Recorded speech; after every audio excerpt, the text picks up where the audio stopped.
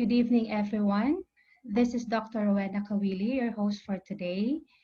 We will now start our program with an invocation. This will be followed by the national anthem, then our PPS hymn.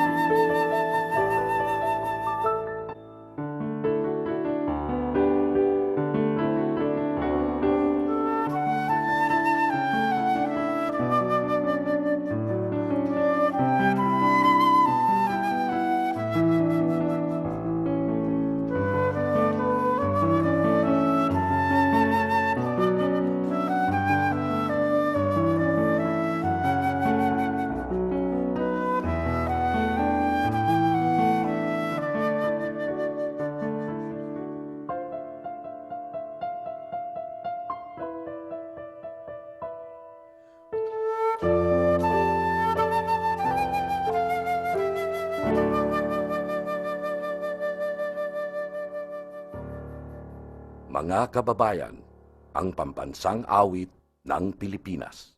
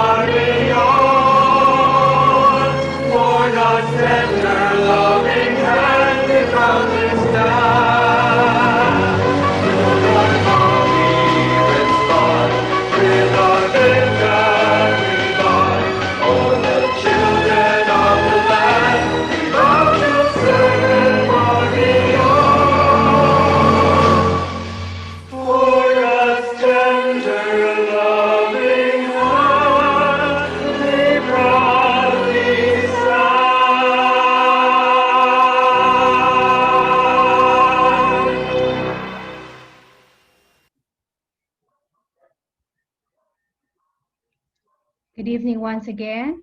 Welcome to our fourth chapter-initiated webinar. May I call on our president of the PPS NCM chapter, Dr. Amelita Maria Hamoy, to give us the opening remarks. Good evening, everyone. I hope you are doing fine and in good health. It has been quite some time since our last webinar, and last Monday, the lecture was rescheduled due to unprecedented event. There was a brownout in Cagayan de Oro, so we have to cancel it off. Hopefully tonight we won't have any glitches. Again, it's a Friday night, and we want you to just sit down, relax, and enjoy this lecture. Hopefully, you will be entertained. May we have a fruitful night tonight, and hopefully this will add up, or this will help us in our management to our patients, especially our newborns. Happy weekend, everyone, and be safe, all of you. Thank you. Thank you very much. Thank you very much, Dr. Hamoy. Before we start the lecture, let me just remind our attendees of our house rules as shown on the screen.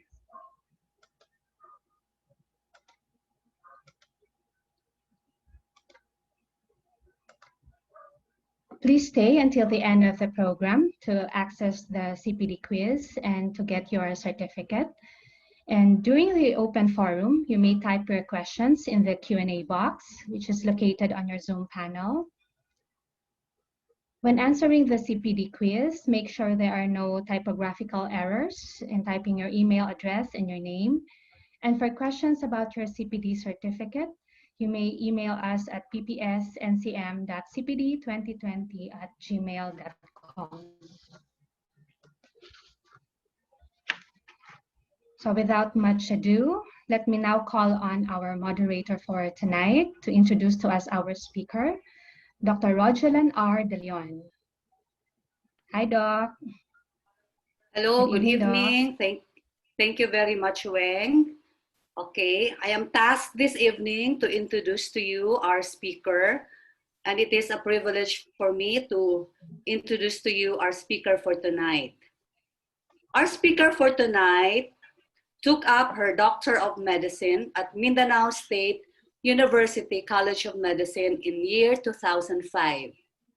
Then she proceeded with her pediatric residency training at Northern Mindanao Medical Center, Cagayan de Oro City from August 2010 to August 2014.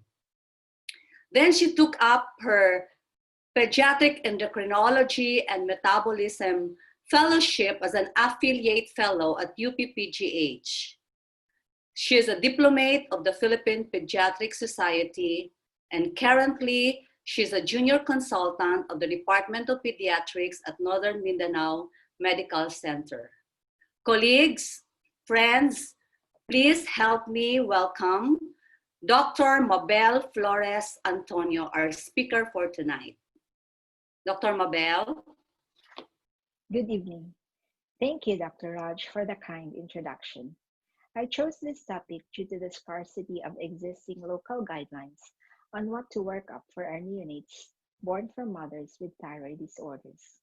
Luckily, we have fully implemented and institutionalized newborn screening, which has done most of the job. With the strict implementation of the expanded newborn screening program, clinicians are wondering whether it would be sufficient in infants whose mothers have thyroid disorders. Especially in these times of pandemic, we don't want to delay discharge and want to avoid frequent follow-up visits. What about follow-up testing? What if biochemical abnormality appear later? These are just few questions we are left to wonder. To start with, we will have a short overview on the role of thyroid hormones in the fetus. The fetus is unable to synthesize its own thyroid hormones until mid-gestation. In the first 20 weeks age of gestation, healthy maternal thyroid function is crucial for fetal brain development. These are the stages of thyroid hormone-dependent neurodevelopment. The first two stages are dependent on adequate maternal thyroid hormone levels, even though in the second stage, fetal thyroid hormone is already being synthesized. Postnatally, brain development still continues and is greatly dependent on adequate neonatal thyroid hormone levels. Congenital hypothyroidism is an example of the importance of thyroid hormones in neurocognitive development. Early detection and treatment of hypothyroidism in the neonate improved brain function and limited the cognitive impairment in the affected child, which were made possible with the establishment of the universal newborn screening. During the few minutes to 1 hour after birth, there is a change in the thermal environment. When the baby transitions from the warm uterine environment to the cool extrauterine setting, this stimulates the hypothalamus to release thyrotropin-releasing hormone, or TRH, which in turn stimulates the pituitary to release thyroid-stimulating hormone, or TSH. Then TSH surge occurs at about 30 to 60 minutes after birth. Now, these are the common maternal disorders we often encounter: Hashimoto's thyroiditis, iodine deficiency causing maternal hypothyroidism, and Graves' disease, which causes maternal hyperthyroidism. Maternal Hashimoto's thyroiditis has a prevalence of about 2.5% in pregnant women. It is an autoimmune condition where microsomal antibodies, thyroid peroxidase, and thyroglobulin antibodies are present. These antibodies are independently associated with fertility problems, recurrent miscarriages, preterm birth, and gestational diabetes. The prevalence of positive anti-thyroid peroxidase antibodies and/or anti-thyroglobulin antibodies is about 8 to 14%. Other studies report as high as 25 to 77%. This causes increased risk of maternal hypothyroidism during pregnancy. A small percentage of pregnant women with Hashimoto's will have TSH blocking antibodies, which may cause neonatal hypothyroidism in rare cases, and an even smaller percentage will have thyroid stimulating antibodies, which can cause neonatal hyperthyroidism, but this is extremely rare. So how do anti-TPO and anti-TG antibodies impact the newborn? The TPO antibodies and thyroglobulin antibodies do cross the placenta, but they do not significantly interfere with the child's thyroid function.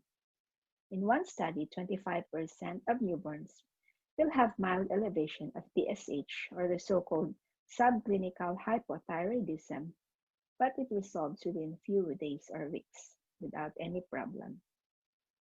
So here I divide the different maternal thyroid disease scenarios so that we will be able to differentiate between each condition.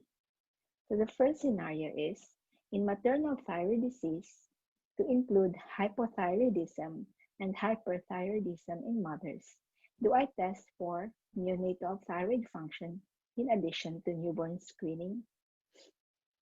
So this recent journal released in 2020 about reducing unnecessary neonatal testing in infants of mothers with thyroid disease, which aimed to examine the number of asymptomatic infants less than 2 months old who had thyroid function tests in addition to the newborn screening based on the newest recommendation by the American Thyroid Association.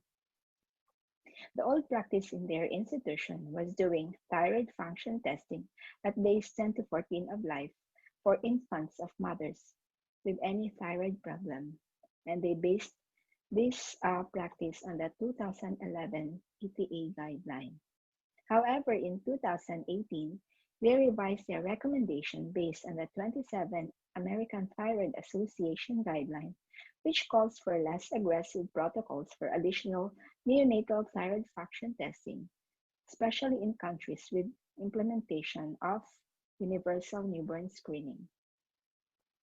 So 3 months prior to the implementation of the new 2017 guideline of the American Thyroid Association, they searched for records of babies with TSH testing and what are its indications. So from these tests, they compared the compliance to the old 2011 recommendation versus the new recommendation. This table shows the testing pattern before and after the new guideline implementation. In the pre-implementation period, there were a total of 457 deliveries, and of these, 40 infants were tested, or 8.7%. From these 40, 26 were tested due to maternal thyroid disease, comprising 65%, and 14 of which, or 35%, were tested due to the presence of clinical indication such as prolonged jaundice, critical hypoglycemia, or positive newborn screening.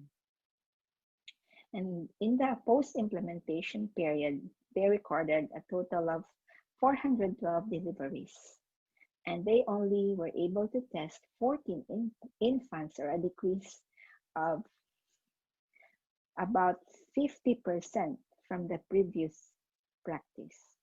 So their maternal thyroid disease indication decreased to only 36% from a previous of 65%.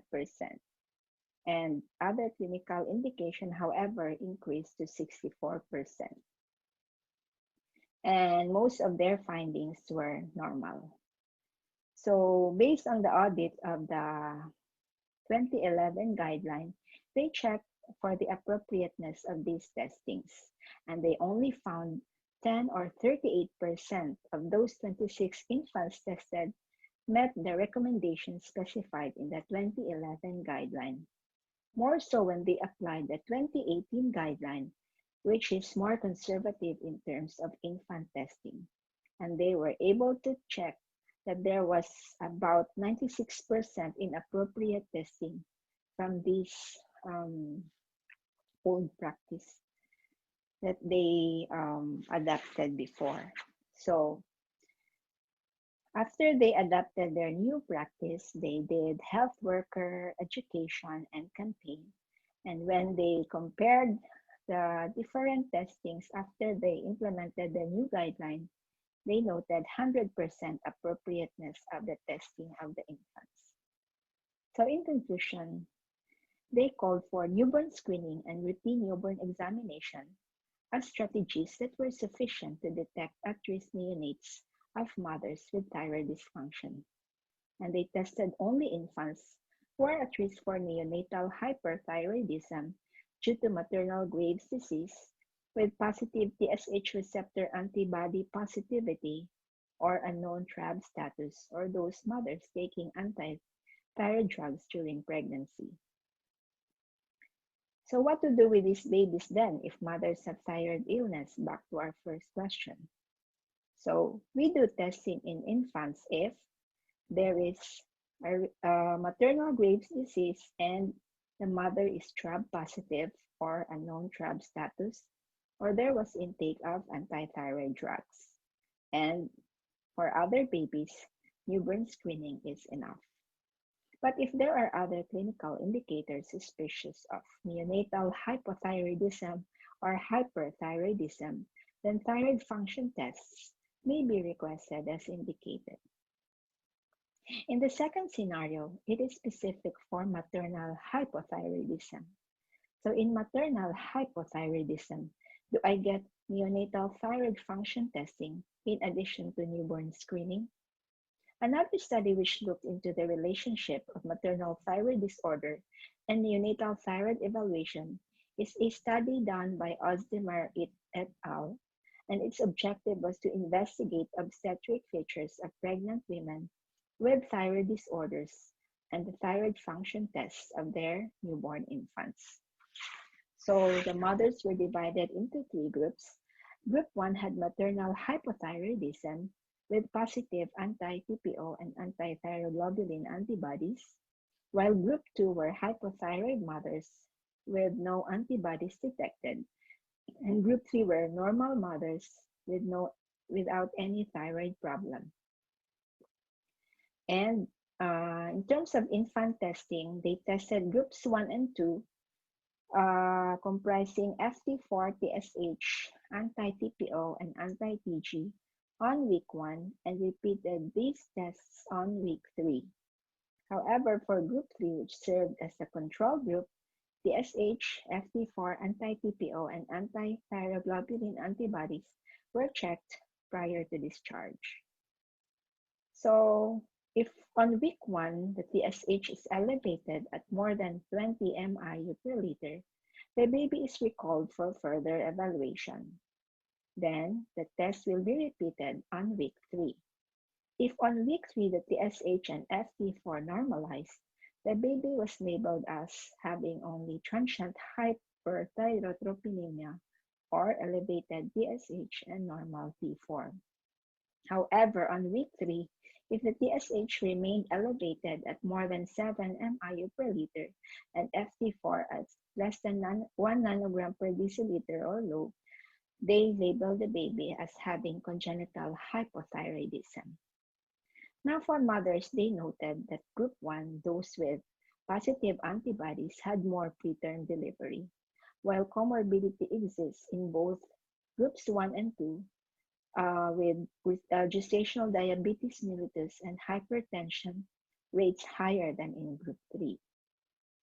For the results of the antibody titer of infants, for those belonging to group 1, 40% of babies had positive anti-TPO antibodies, but on repeat testing at week 3, all normalized except for one baby. And the higher the mean maternal TPO titer, the higher number of infants with positive anti-TPO. However, of the 10 mothers with positive anti-thyroglobulin antibodies, none of their infants had this titer. So for the thyroid function tests in group 1, there was only one baby which was found to have elevated TSH, but the T4 was normal. However, on week 3, the TSH was still elevated at more than 7. So they recommended treatment for this baby. However, this was not complied, and on repeat testing at week 3, the levels normalized. In group 2, at week 1, 5 babies had TSH elevation. On week 3, it went down to 2 babies who had TSH of more than 7 MIU per liter, but on week 8 all had normal TSH. While on group 3, which was the control group, on week 1, they were able to identify 6 babies with TSH elevation. However, all normalized on week 3, and none of them required treatment. So, the summary of this result is that most of the TSH elevations in the initial testing normalized on week 8. But on group 3, which was a control group, all the levels normalized on the next follow-up. So what's the answer to our second scenario? In maternal hypothyroidism, do I get neonatal thyroid function testing in addition to newborn screening? So based on their study, they concluded that newborn screening is a sufficient intervention to assess the thyroid function in the newborn babies of mothers with Hashimoto's thyroiditis or hypothyroidism. And even the presence of hypothyroidism in pregnant women does not warrant further testing in the baby other than newborn screening. In the third scenario, in maternal hypothyroidism, still maternal hypothyroidism for this case, do I need follow-up testing in the neonate after a few weeks?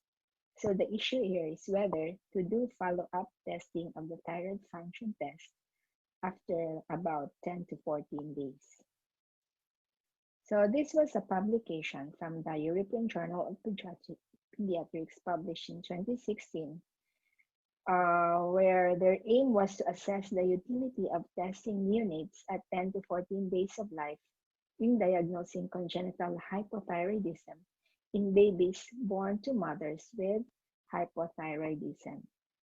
So this was a retrospective study, and infants with their thyroid function test check at 10 to 14 days of life due to maternal hypothyroidism were included. And they recorded the results of the excuse me, of the newborn screening and the thyroid function test on days 10 to 14 of life. So, and they recorded if treatment was also given. So the results showed that among the 319 patients, only 2 were found to have congenital hypothyroidism by repeat testing. However, newborn screening was already found to be positive for these babies for congenital hypothyroidism. So in conclusion, there were no extra cases of congenital hypothyroidism detected from the thyroid function test at 10 to 14 days of life, and this practice should be discontinued because of the implementation of the newborn screening program. So at this time, there was no research recommending thyroid function testing at 10 to 14 days of life to detect CH in neonates of mothers with hypothyroidism. And this repeat testing did not improve diagnostic yield for CH. And they really pushed for the newborn screening as the mainstay for accurate and timely diagnosis of congenital hypothyroidism. Another journal investigated on the need for follow-up testing of infants born to hypothyroid mothers for about 2 weeks. This is almost the same as the first journal. So the aim of this study was to identify additional cases of congenital hypothyroidism in the neonate that were not detected by newborn screening. So this was a 3-year retrospective study from 2012 to 2014 and only included infants of hypothyroid mothers. So from this results algorithm, there were 131 babies who were recalled to be included in this study. However, 10 of which were included because 3 of those were already positive for CH on newborn screening, while 7 were born to hyperthyroid mothers. So they were excluded because we only included hypothyroid mothers, giving a final total of 121 babies. And from these 121 babies, 14 of which had high TSH with a mean of 6.13 IU per liter. So they were able to detect a higher TSH on repeat testing at day 10 to 14 of life. However, on follow-up testing with a mean of 28.2 days, all normalized. Other 2 babies had only mild TSH elevation, about 5 to 8 IU per liter, but these babies had marginally raised TSH for about 3 years and they were followed up. But it normalized after about 3 years, but during those times, no treatment was given or not indicated, and no developmental concerns were raised on their follow-up clinic visits. So based on the results, there were no additional infants that were identified as hypothyroid after repeat testing of their thyroid function test. And those who were monitored with repeat testing due to marginally raised TSH did not require treatment and levels normalized after 3 years of follow-up. So their conclusion was routinely checking thyroid function tests on days 10 to 14 of life in infants of hypothyroid mothers was unnecessary. Ancillary testing of thyroid function tests of term infants of mothers with hypothyroidism does not offer any demonstrable advantage in detecting thyroid dysfunction in neonates over newborn screening.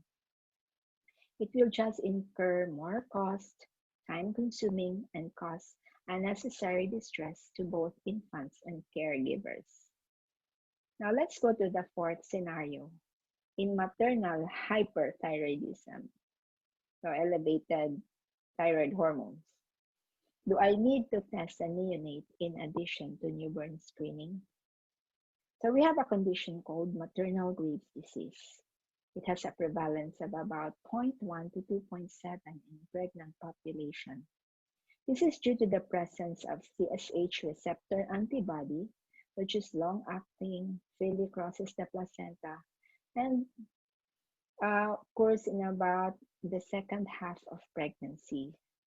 So this TSH receptor antibody stimulates the thyroid to produce more hormones without the normal hormonal regulation of the hypothalamus pituitary thyroid axis. So thyroid hormone production is uncontrolled and unregulated. So its effect is fetal and neonatal Graves' disease. It affects about 2 to 20% of the offsprings. So what's its impact on the fetus?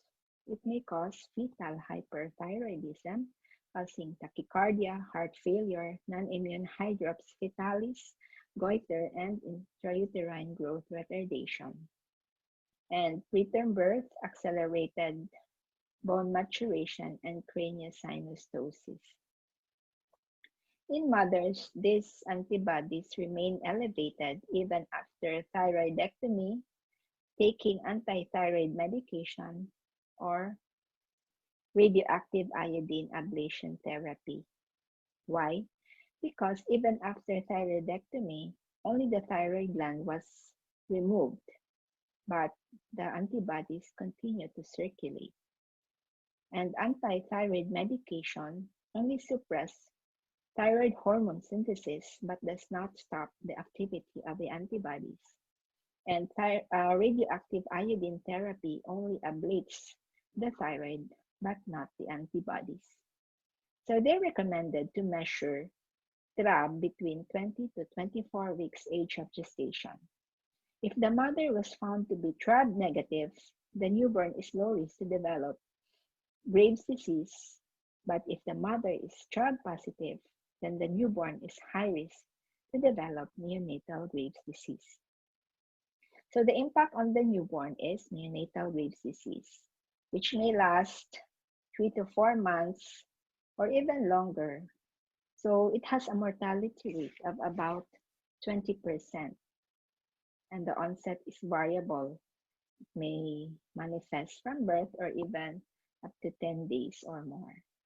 So these are the common features we find in neonates with Graves' disease.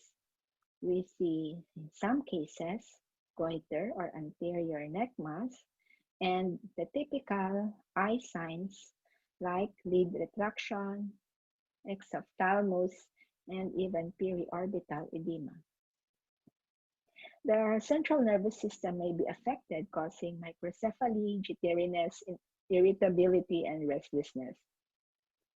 Cardiovascular system is also affected, causing tachycardia, arrhythmia, congestive heart failure, hypertension, flushing, and sweating. The gastrointestinal system is also affected, that may cause weight loss, diarrhea or vomiting, hepatosplenomegaly, and hematologic problem like bruising, petechiae, thrombocytopenia, and jaundice. So the onset is variable, and the delay of the onset may be due to the effect of the maternal antithyroid medication wearing off within 3 days from birth. But the persistence of TRAB in the neonate, which may circulate in about 8 to 20 weeks, triggers the occurrence of the disorder. And the duration of neonatal thyrotoxicosis will depend upon the duration of circulating maternal antibodies. So who are these neonates who are high risk to develop Graves' disease? These are neonates from mothers with thyrotoxicosis who are on antithyroid medication and are TRAB positive. If the mother had previous maternal thyrotoxicosis, but already treated with radioactive iodine or surgery. But I said, but as I said earlier, even if they underwent these procedures, the antibody may still circulate. And if the mother is still TRAB positive, the neonate is still high risk. So if also the mother has family history of um, any baby with neonatal thyrotoxicosis, those with TSH receptor mutation, and even evidence of fetal thyrotoxicosis. However, if the mother had only previous thyrotoxicosis but is currently euthyroid off treatment and TRAB negative, the infant is considered low risk for Graves' disease. It is important to emphasize that breastfeeding should be continued and encouraged in all babies, even if their mother is currently taking methimazole, propylthiouracil, uracil, or thyroxine. There were already studies done in the effect of these medications in breastfeeding. However, they were able to find only insignificant amount of this medication passed on to the breast milk, and the benefits of breastfeeding outweigh the risks. The only contraindication would be a recent radioactive iodine treatment to the mother due to conditions like capillary CA or uncontrolled maternal Graves' disease. So this is an algorithm published in 2016 by the American Academy of Pediatrics on how to approach babies of mothers with Graves' disease. First, we approach those babies who are products of TRAB-positive mothers. So if the mother is positive or has a known maternal TSH receptor antibody level in the second or third trimester, in the setting of maternal Graves' disease, we consider the neonate as high risk. So it's important, if it is available, to determine that antibody in cord blood, because if the antibody is negative, you can already label the newborn as low risk, and you can avoid the other testing that is undergone by high-risk neonates. So if on day one, the history and physical examination should be done, and TRAB assay may be done at this time if not done if not obtained in the cord blood, but you don't obtain the thyroid hormone levels yet. So on days 3 to 5 of life, you do the FT4TSH and continue physical assessment of the baby. So if the thyroid hormone levels are abnormal, go to the treatment algorithm. If at this time you were not able to get the TRAB assay, you may do so. So after about 2 weeks, you continue to physically assess the baby and repeat the thyroid function testing. Okay? So if it is abnormal, you go to the treatment algorithm. If TRAB assay was not yet done, you may do so at this time. However, if the thyroid function testing of the neonate was normal, okay, and the baby was maybe TRAB positive, or we're not able to get the TRAB, but the baby is asymptomatic and the thyroid function tests were normal, you continue clinical evaluation, okay? And first clinical evaluation at 4 weeks, then at age 2 to 3 months, okay? So after which we look at babies of mothers who have negative antibodies.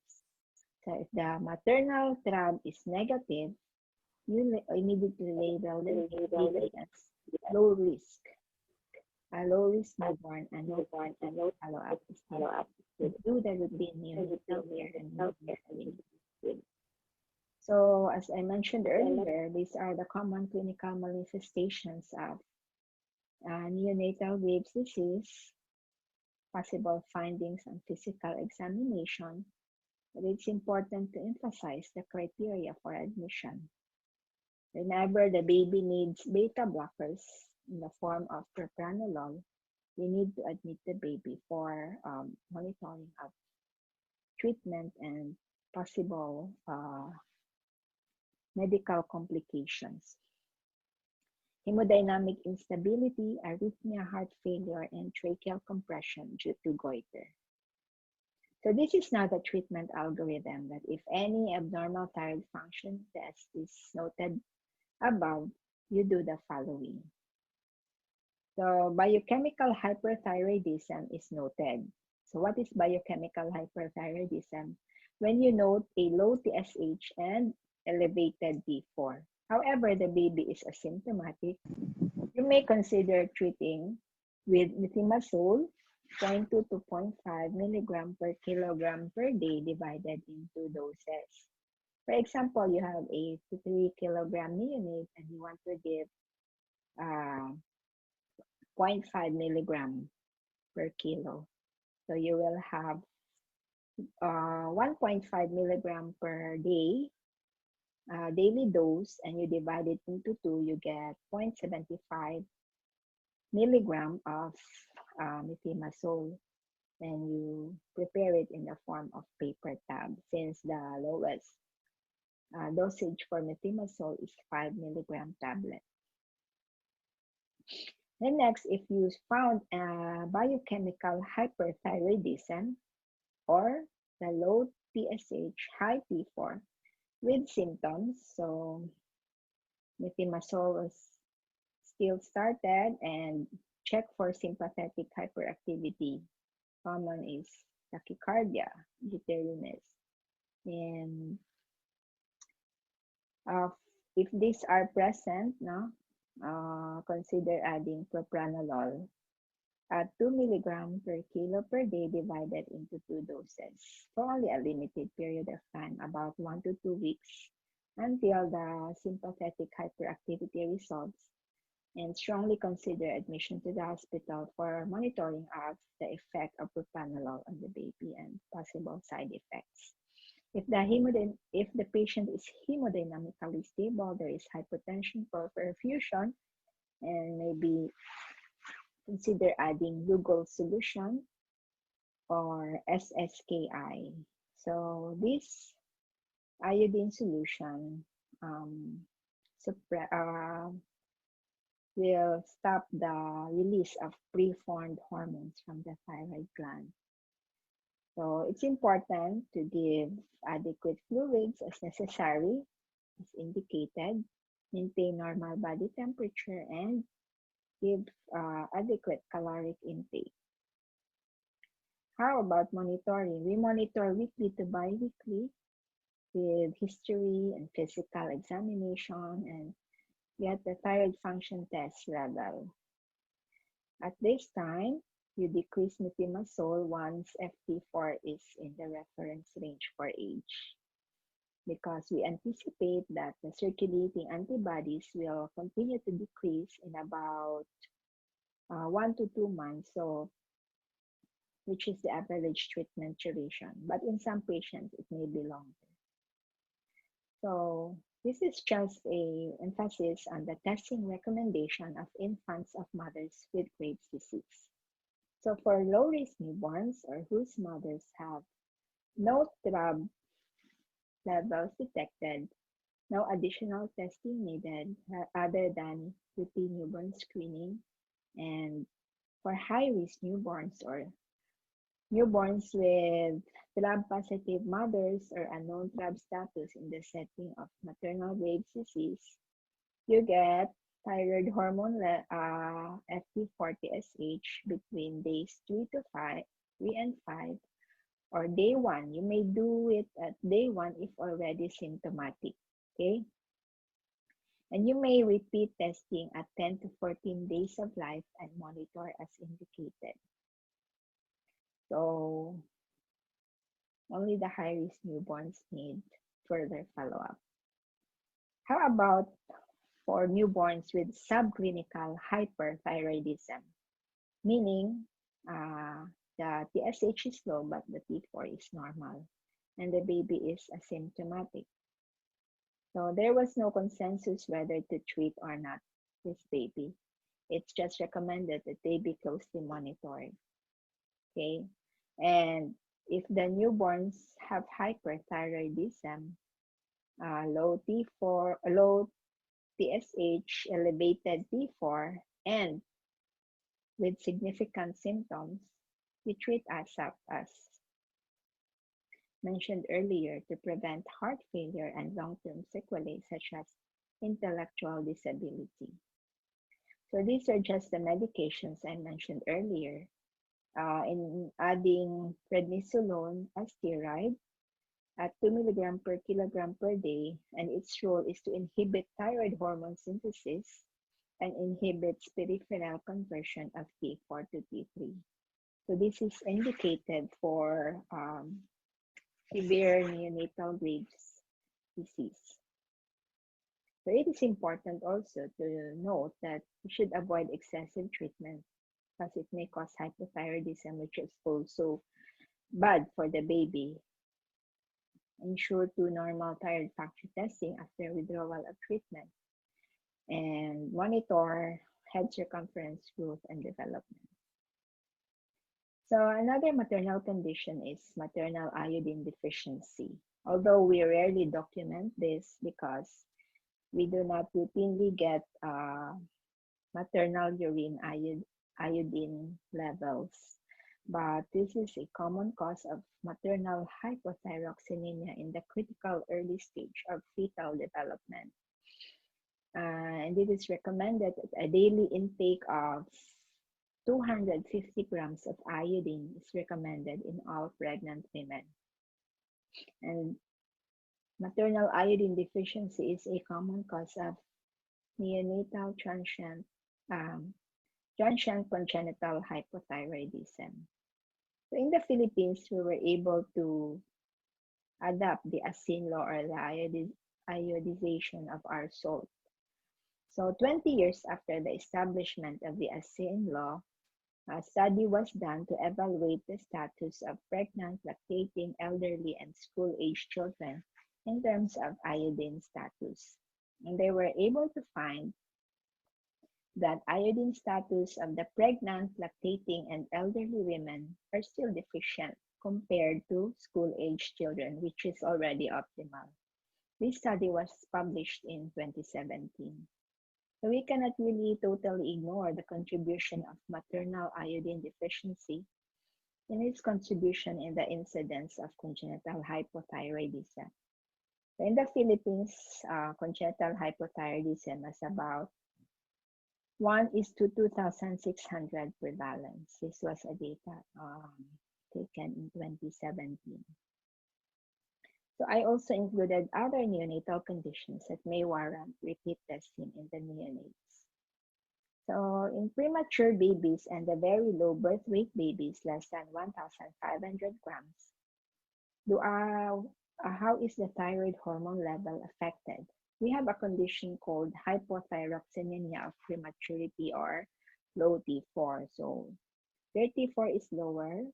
TSH may be normal to slightly elevated up to 10 I per liter. So it's due to the immature hypothalamus pituitary thyroid axis and may be transient and can resolve with maturation of the hypothalamus pituitary thyroid axis. So newborn screening is recommended to be repeated after a month or about 2 to 6 weeks. So in a study conducted by Van Wasner et al., it was found that hypothyroxanemia of prematurity cases increased as the gestational age gets younger. But they were not able to note any negative effect of this hypothyroxanemia on the IQ or motor functions of the preterm neonate. And whether to give prophylactic hormonal treatment of these babies, they noted that there was insufficient evidence that hormone treatment of these babies will have any positive effect on the neonates. So they do not call for a prophylactic treatment of thyroid hormone in hypothyroxinemic premature neonates.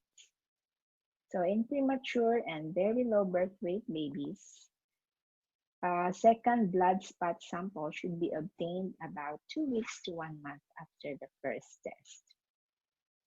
How about sick infants? Do I treat abnormal thyroid hormone levels in a sick infant without thyroid-related symptoms? So we have a condition also called sick euthyroid syndrome, or a non-thyroidal critical illness. So meaning we have detected abnormality in the thyroid function of these babies, specifically low T4 and T3 levels, with T3 levels more affected because of the inhibition of peripheral conversion of T4 to T3. And the T4 concentration is inversely related to the severity of illness. So the more severe the illness, the lower the T4 level. The recommendation of this is just treat the underlying condition first. You don't need to be aggressive with treating with thyroid hormone right away, because this condition could be just non-thyroidal, and the abnormality in the thyroid function could be due to the illness of the baby.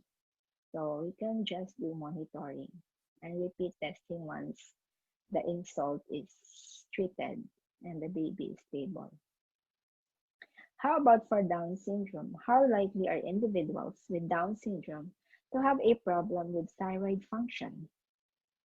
So, based on studies, congenital hypothyroidism risk is about 30 to 40 times greater in Down syndrome patients.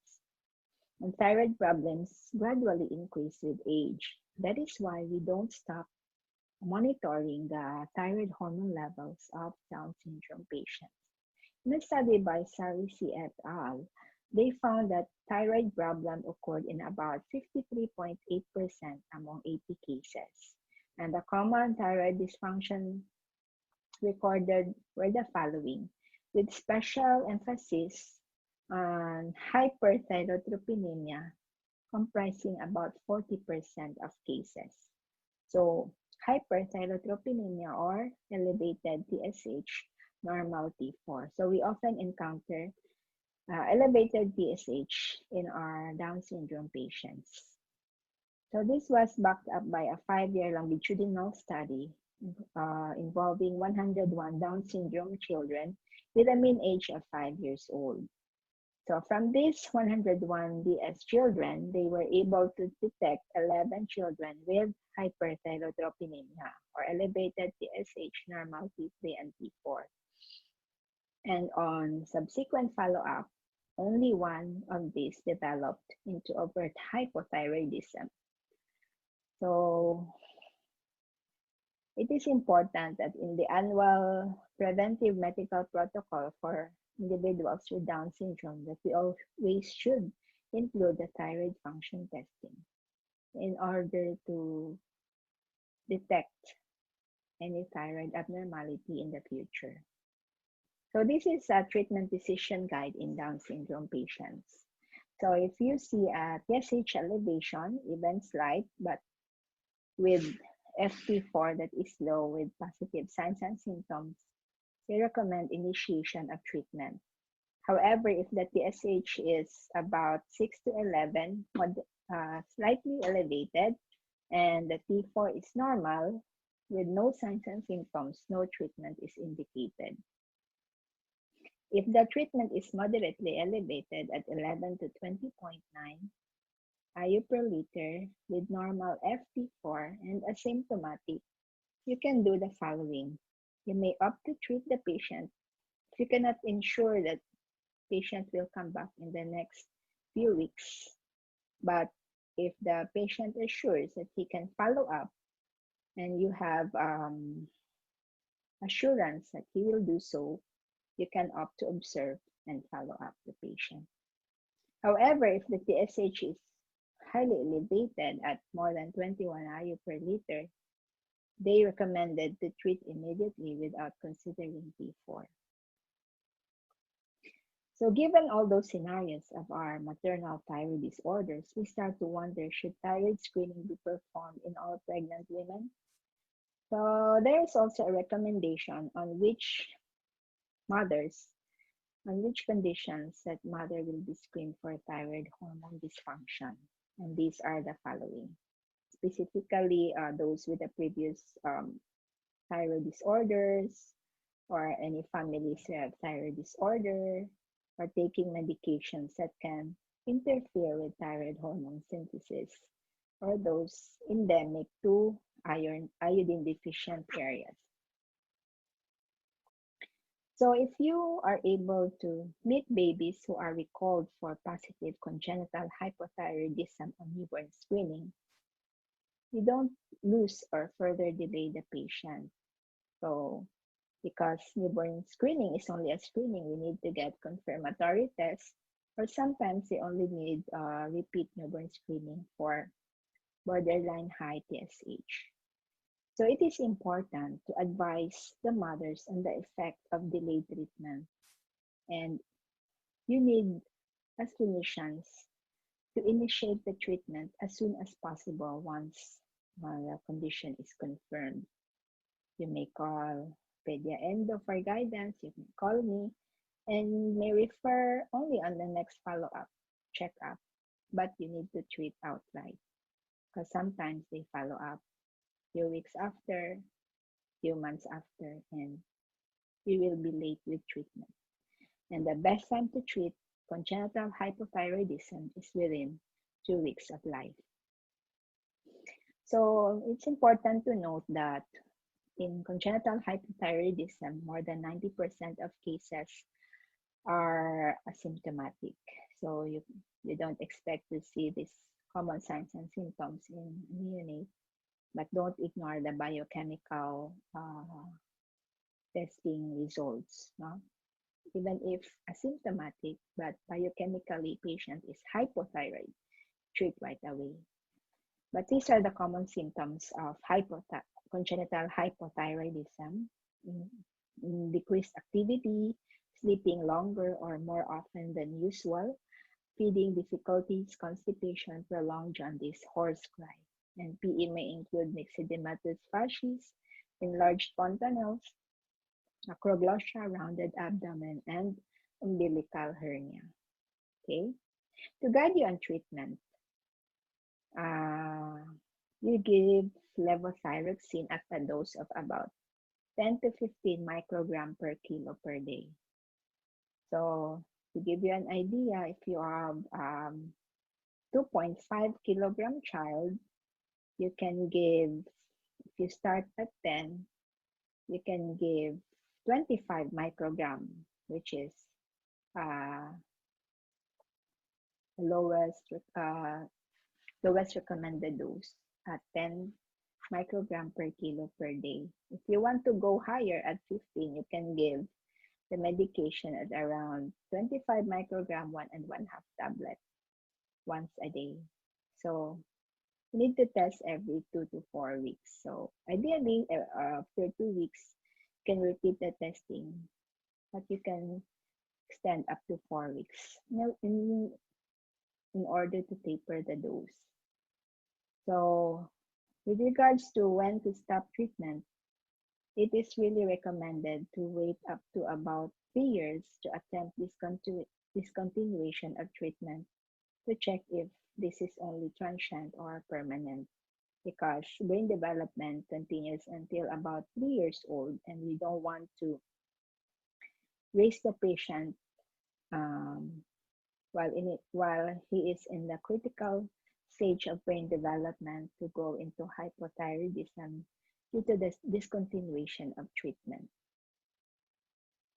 So it is important to emphasize that there are different age-dependent normative values that we can refer to for the different thyroid hormone levels of our patients, because Some of the reference values specified in the laboratory are adult values. But based on the physiology of the neonate, we know that there is a TSH elevation on the first day of life and normalize about 3 to 5 days. And T4 will increase also about the third day of life and normalize after a few days. So this table will be helpful in guiding you with adequate thyroid hormone levels of our patients. Okay. So in summary, newborn screening is the best tool to screen infants of mothers with hypothyroidism and autoimmune thyroiditis. Graves' disease-related maternal conditions warrant additional neonatal testing, FT4, TSH, and TRAB if possible, at 3 to 5 days of life. Repeat thyroid function testing at days 10 to 14 of life in high-risk neonates for neonatal Graves' disease. We repeat newborn screening in preterms, ill preterms, or small babies, especially the very low birth weight babies less than 1,500 grams. Down syndrome patients need regular thyroid function testing due to the high incidence of thyroid disorder, which increases with age. But overall, if there are clinical indicators suspicious of neonatal hypothyroidism or hyperthyroidism, then thyroid function tests are still requested as indicated. That's all. Thank you so much for listening and for your time. And don't hesitate to ask for any guidance in case you need any guidance. Thank you so much.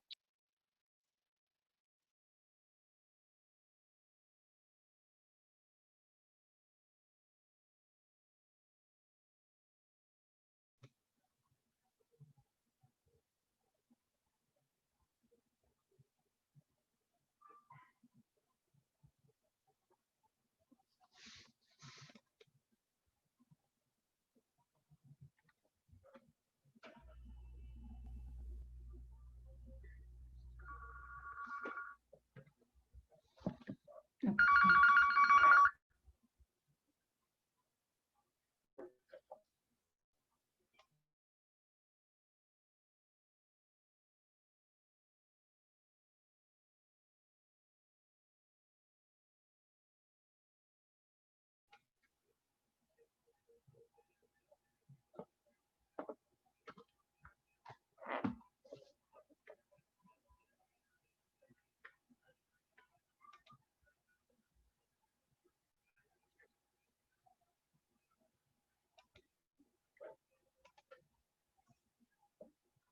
So we'll have the open forum. Let me call again Dr. Rogelyn for the open forum, Doc. Okay, good evening once again, everyone. Dr. Mabelle, thank you so much for that very informative and enlightening lecture. I'm sure a lot of us learned a lot this evening. Now to kick off the question and answer portion, let me ask the first question, Dr. Mabelle. Okay. Dr. Mabelle, in cases wherein the mother had history of a known thyroid problem before pregnancy, given unrecalled medications and was lost to follow up, and then came in as walk-in patient for delivery, what should I do to the baby given this inadequate history? Okay, thank you for that question.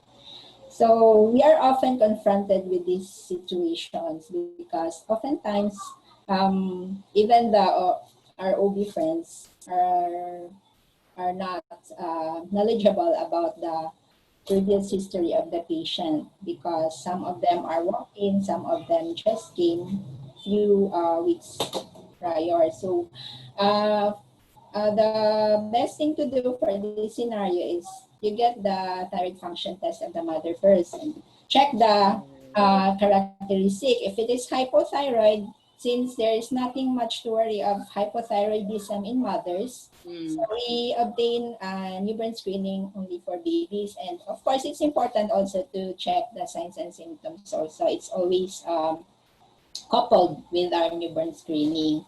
Then after that, if the mother is hyperthyroid and maybe symptomatic, so, and since we don't know the TRAB level at this time, and although TRAB level is available, no, we have it in CUMC, but the cost is also an hindrance, maybe about, I think it was 3,000 or more. So for maybe you can charge it to PhilHealth. So if the TRAB is positive or unknown, so we can label the baby as high risk for this case. So we can check for the baby signs and symptoms, then observe, and then on the 3rd to 5th day of life, we can get the assay for FT40SH, and then manage accordingly based on the results. Okay, thank you very much, Dr. Mabelle, for that answer. Now, I think we have several questions in our Q&A chat box. I would like to acknowledge our neonatologist, Dr. Jessa Sereno, for her question.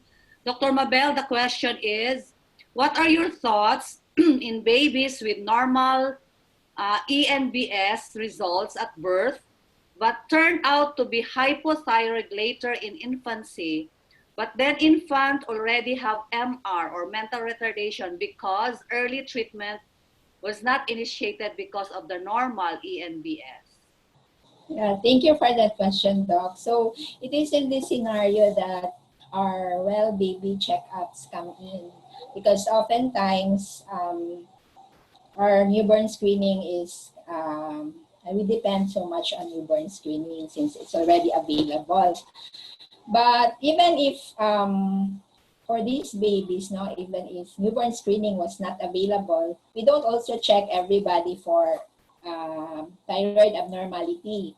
So it is the presence of physical signs and symptoms and even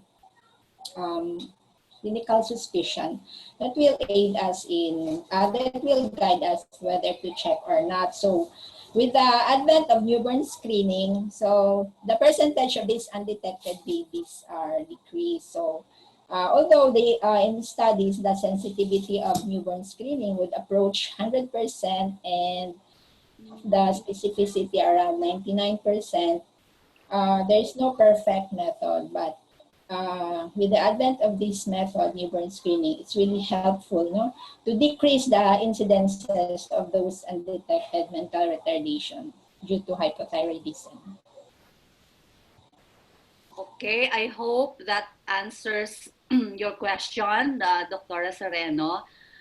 Related to that question, Dr. Mabelle, from Dr. Dr.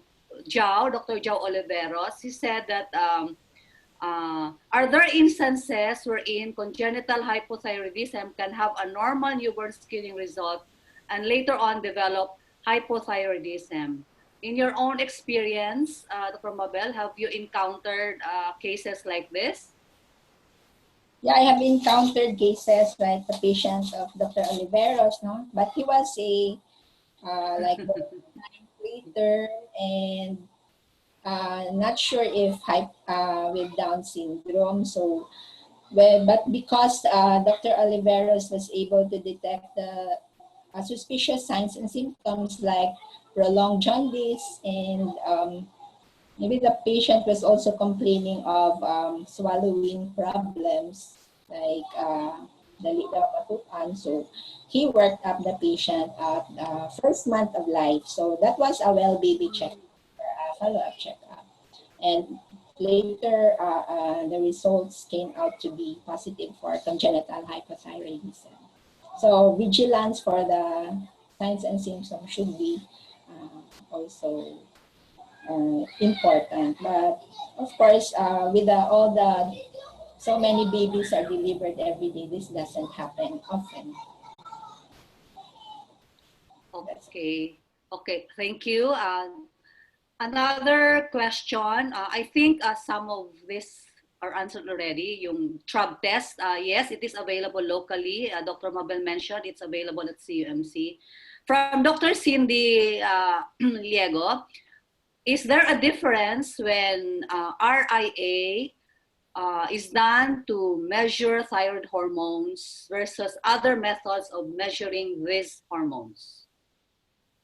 Yeah, there are different methods of testing the radioimmunoassay or the immunoradiometric assay or the IRMA. So it's by generation and their method of testing varies. So there is slight difference in terms of the like accuracy, sensitivity of the test, but it's more on when they did studies comparing this, there is not much variation in terms of the normal values. But what is common in our setting is the radioimmunoassay in our case. Okay, thank you.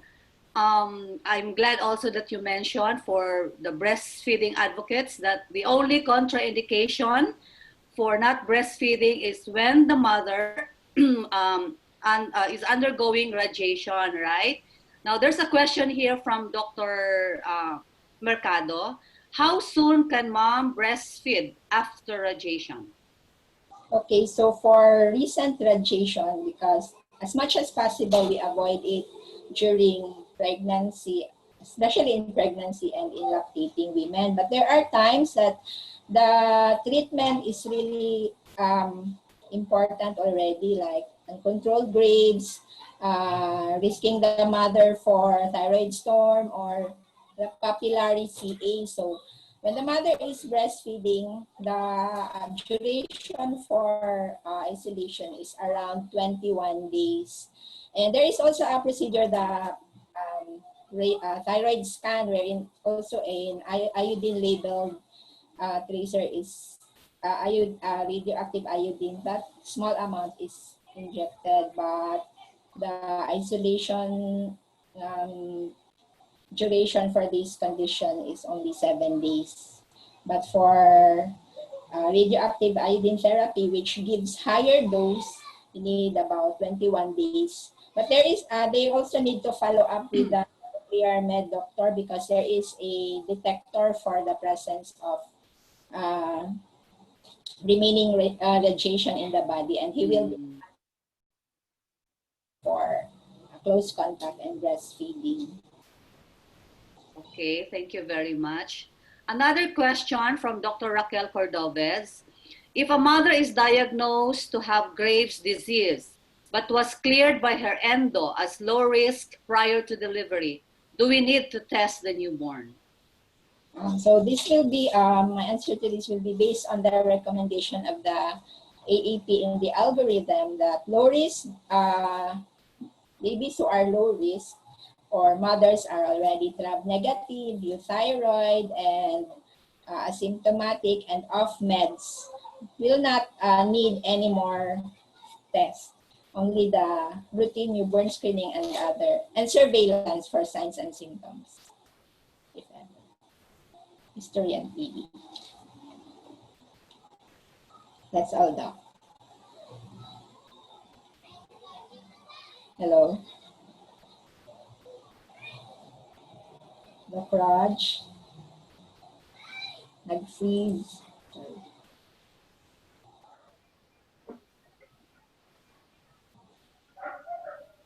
Doc Raj? Nag-freeze. I think. Sa signal siguro. Okay. Can we just take this another question from Dr. Lego, Doc? Is it okay? I can't hear Dr. Raj. Okay, another question from Dr. Lego is, to taper the dose of levothyroxine, do we just request for free T4 and TSH, no more T3? Yes, for surveillance for hypothyroidism, we only need the test for FT4 and TSH. And T3, usually we include this when we suspect for hyperthyroidism, because there are instances where we doubt why is TSH suppressed when the FT4 is normal. So maybe the cause of that would be the T3. So if you don't test for T3, you might label it as subclinical hyperthyroidism because T4 is normal but TSH is suppressed. But if you take T3, you will erase that doubt. So it's maybe the T3 which is which is causing the suppression of TSH, because T3 is more of the T3 is produced by the peripheral conversion of T4. Okay. Thank you, Doc. Sorry, I lost my internet connection. I'm back. Okay. Okay, I think most of the questions were already answered, unless somebody has another question from our participants. Any other question?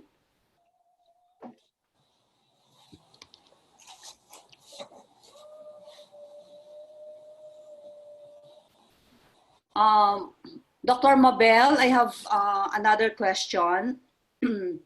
Why is it that newborn screening is not enough for neonates whose mother have Graves' disease? Okay, newborn screening, our method for newborn screening is a determination of the TSH. So since TSH in Graves' disease is suppressed, it is low, so it will not be detected as elevated because their target in diagnosing in CH is due to the TSH elevation. So sometimes the cutoff is 10, sometimes the cutoff is 50. So if you test it, and since the TSH in infants at risk for Graves' disease would be low, no, because TSH is suppressed, so it will be just reported as negative for congenital hypothyroidism. It will not detect suppression. Okay. Okay. Thank you very much. We have a question also from Dr. Early Sanchez. How do you follow up these babies diagnosed later in infancy where newborn screening failed to detect? Like every how many months, and when do you repeat the thyroid hormone test? So the recommendation for follow-up of hypothyroid patients is during the first 6 months of life should be monthly. But since for these patients, this scenario could be patient may be more than 6 months or 1 year, and the damage has been done, but we still need to treat these babies because thyroid hormones has a role in growth and development, metabolism. So the treatment will be based on the age ranges. Different ages have different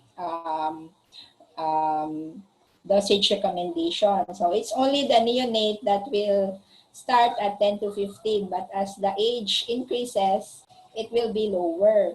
And like example, adolescents, they will only need 2 microgram per kilo. So the follow-up for this would be as for if you initiate the test initially, the initial, so you can give closer follow-up like after a month. Then after which, if the levels are okay, you can do as often as 4 to 6 months for older children. But for the first 3 years, it's around 3 to 4 months is the ideal. And what else? I think I answered that question. Okay, thank you very much. Now, due to the interest of time, we will have 2 more questions, the last 2 questions, okay, from Dr. Oliveros. Is there a role of thyroid ultrasound in congenital hypothyroidism? Is thyroid agenesis common?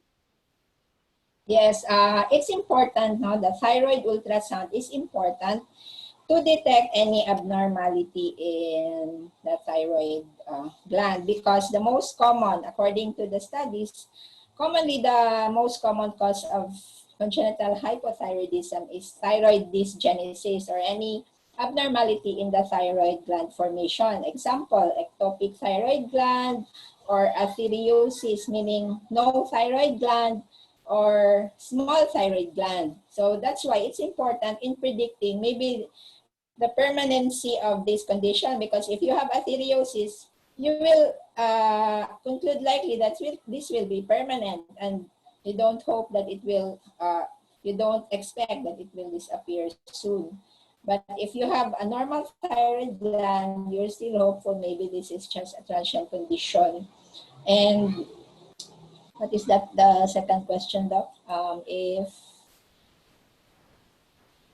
in this in agenesis. Yes, agenesis. Yes, is yeah, the agenesis. In agenesis, in general, in general, not specific for agenesis, they concluded, or they said that more than 60% of thyroid causes of congenital hypothyroidism will be to thyroid gland abnormality. In general, no specific for agenesis. But in practice, I don't commonly see agenesis. No, I see one. I only saw 5 patients. There in Manila, one lang diri. So the rest are, the most I see are normal thyroid gland. Maybe they were babies of hypothyroid mothers due to iodine deficiency. Sometimes there is also a thing called Okay, thank you so much. the Okay. thyroid dysharmonogenesis, or abnormality in the synthesis of thyroid hormone, and it is mainly there's a mutation somewhere in the process. Okay. Okay, thank you very much. We're so sorry that we cannot answer anymore some of your questions, but be assured that Dr. Mabelle is very much willing to answer all your queries. You can freely text her or even message her. Okay, so all of these questions will be noted and will be answered by Dr. Mabelle. So since we are running out of time, let me call Dr. Weng. Back to you, Yes, Dr. Doc. Weng. Thank you very much, Dr. Mabelle. Thank you. Thank you, Doc. Thank you, Dr. Antonio and Dr. Rog. At this point, I would like to call our chair of the CPD committee, Dr. Therese Habay, to present the certificate of appreciation to our speaker as well as to our moderator. Dr. Habay. Okay, good evening. The Philippine Pediatric Society would like to present the Certificate of Appreciation to Dr. Mabelle Antonio for sharing her invaluable knowledge and expertise as speaker in the CPD course entitled Testing Neonates of Mothers with Thyroid Disorders, given this 25th day of September 2020 in Cagayan de Oro City, signed by Amelita Maria A. Hamoy, PPS NCM President, Dr. Cindy Canseco Liego, Secretary of PPS NCM, and yours truly as your PPS NCM CPD Chair. Thank you, Dr. Mabelle. PPS NCM would also like to present the Certificate of Appreciation to Dr. Rogelyn Roque de Leon for sharing her invaluable time and skill as moderator in the CPD course entitled Testing Neonates of Mothers with Thyroid Disorders, also given this day to the 25th of September, signed by Dr. Amelita Hamoy, PPS NCM President, Dr. Cindy Canseco Liego, and yours truly. Thank you so much. Thank you very much, Dr. Therese.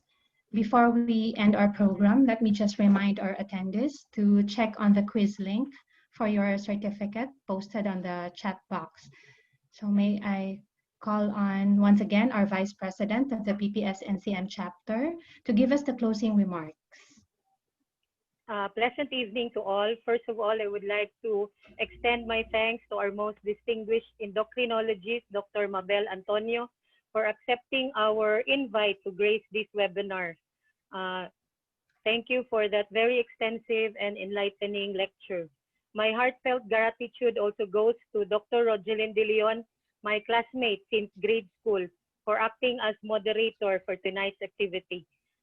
Thank you to the people behind the scenes who nevertheless deserves a frontliner's recognition and appreciation for all the hard work they have done for making this webinar possible. I take my hats off to Dr. Early Sanchez, Dr. Michael Te, and Dr. Jao Oliveros. Thank you to Natra Farm for partnering with us in bringing all these webinars to the fore.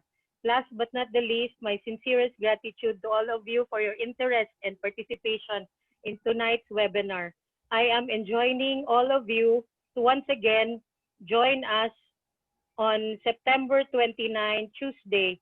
Please be present real time because this lecture is an interactive one and will be given by no less than the famous pediatric hematologist in this part of the globe, Dr. Fernando Douglas Go. So until then, stay safe, God bless, and enjoy the rest of the evening. Thank you very much, Dr. Habay. Thank you everyone for attending our webinar tonight. And before you go, let me just remind you of the quiz, the CPD quiz, which is already posted on the chat box, the link. So if you have any questions or inquiries, you may email us at ppsncm.cpd2020@gmail.com. So good evening, everyone, and keep safe. Thank you.